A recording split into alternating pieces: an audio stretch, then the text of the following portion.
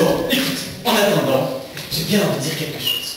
Raconter une histoire. Alors? La fable de La Fontaine. Ah oui, laquelle?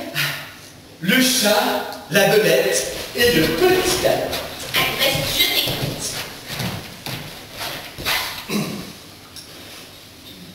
Du palais d'un jeune lapin, Dame Belette, un beau matin, s'empara. C'est une rusée. Le maître étant absent, se lui fit chose aisée. Elle amena ses pénates un jour qu'il était allé faire à l'aurore sa cour parmi le thym et la rosée. Après qu'il eut brouté, trotté, fait tous ses tours, Jeanne Lapin retourne au souterrain séjour. La belette avait mis le nez à la fenêtre. « Oh, Dieu hospitalier !» dit l'animal chassé du paternel logis. « Que quand j'ici paraître ?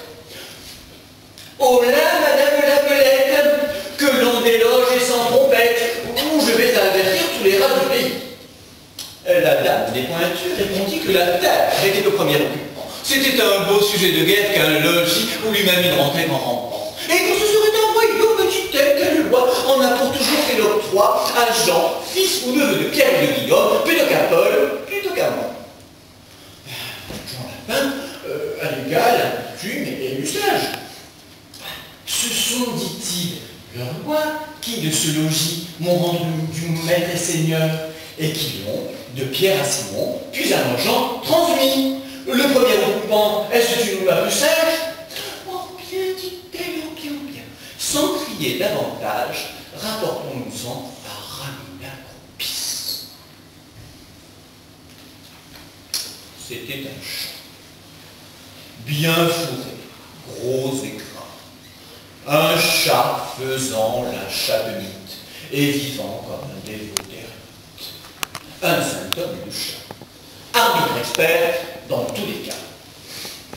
Jean Lapin pour juge agréé. Les voilà tous deux arrivés devant sa majesté fourrée.